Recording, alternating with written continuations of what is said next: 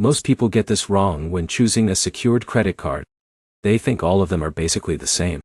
But here's the truth no one tells you. The card you start with can either speed up your credit growth or trap you in slow progress for months. Today we are breaking down the Capital One secured Mastercard from Capital One and answering the real question. Is it actually worth it in 2026, or should you skip it? Quick promise. By the end of this video, you will know how this card works, who it is best for, how fast it can help build credit, and the biggest mistakes that slow people down when using it. Let's start immediately. The Capital One secured Mastercard is designed for people with no credit or bad credit. You place a refundable deposit, usually starting around $200, and that becomes your credit limit. Now here's the key idea. It reports to all three major credit bureaus, which is exactly what you need to build a credit history. But here's the problem. Many users expect fast results without understanding how credit growth actually works. Credit building is not instant. It is consistency over time. Now here's where it gets interesting.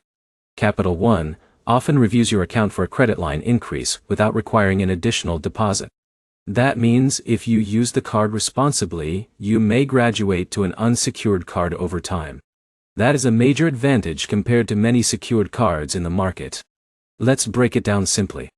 If Alex uses this card for small monthly purchases like gas or groceries, and pays it off on time every month, his credit profile starts to build positive history.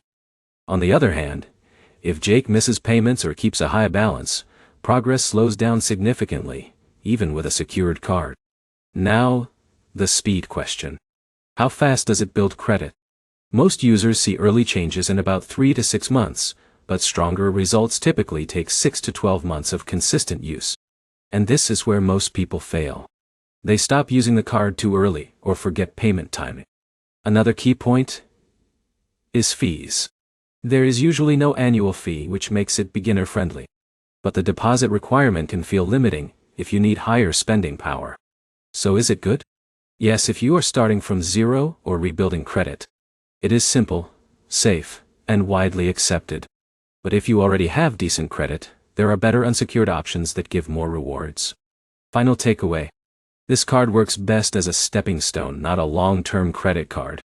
Use it to build history, keep utilization low, and always pay on time. If you found this helpful, like the video, leave a comment with your situation, and subscribe for more clear breakdowns like this. It will help you make smarter financial decisions without the confusion.